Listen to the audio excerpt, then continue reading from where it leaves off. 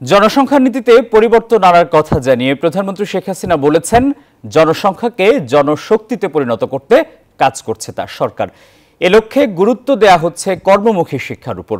রাজধানীতে জনসংখ্যার বৈচিত্র্য এবং টেকসই উন্নয়ন নিয়ে আয়োজিত আন্তর্জাতিক সংলাপে একথা বলেন তিনি।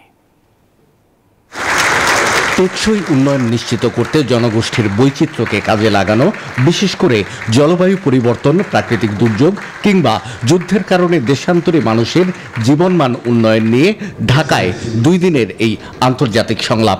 বাংলাদেশ ছাড়াও এর যৌথ আয়োজক জাপান এবং বুলগেরিয়া। অংশ নিচ্ছে অন্তত 48 দেশের প্রতিনিধি। আন্তর্জাতিক এ সংলাপের উদ্বোধন করেন প্রধানমন্ত্রী শেখ হাসিনা। বলেন, টেকসই উন্নয়ন নিশ্চিত করতে চাইলে জনসংখ্যার সুষ্ঠু ব্যবস্থাপনার বিকল্প নেই।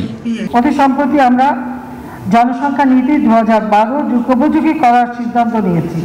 নতুন নীতিতে 2041 থেকে 61 পর্যন্ত যে ডেমোগ্রাফিক ডিভিডেন্ড অব্যাহত থাকবে তা কাজে লাগিয়ে জনসংখ্যাকে জনসম্পদে রূপান্তর করার কর্মদক্ষতা সৃষ্টি এবং উন্নয়ন ও কর্মমুখী শিক্ষার প্রসারের উপর আমরা গুরুত্ব আরোপ করছি।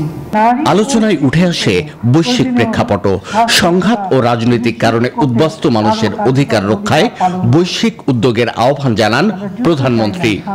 বাংলাদেশে আশ্রয় নেওয়া মিয়ানমার থেকে জোরপূর্বক উচ্ছেদকৃত রোহিঙ্গা জনগোষ্ঠী এবং ইসরায়েলের গণহত্যা ও আগ্রাসনের ফলে নিপীড়িত ফিলিস্তিনি, বিশেষ করে বিপুল সংখ্যক নারী ও শিশু ফিলিস্তিনে আজ প্রয়োজনীয় চিকিৎসা ও স্বাস্থ্য সেবা থেকে বঞ্চিত। প্রতিনিয়ত জীবন মৃত্যুর সঙ্গে তারা লড়াই করছে।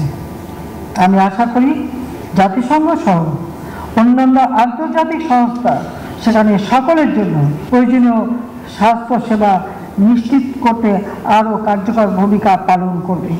জলবায়ু পরিবর্তনের কারণে জনস্বাস্থ্য এবং অন্যান্য ঝুঁকি মোকাবেলায় সহযোগিতা আরও জোরদার করতে বিশ্ব সম্প্রদায়কে তাগিদ দেন প্রধানমন্ত্রী শেখ হাসিনা। আন্তর্জাতিক আর্থিক প্রতিষ্ঠানগুলোর আরও আন্তরিক হতে হবে। শাহ আলী জয়, নিউজ 24, ঢাকা।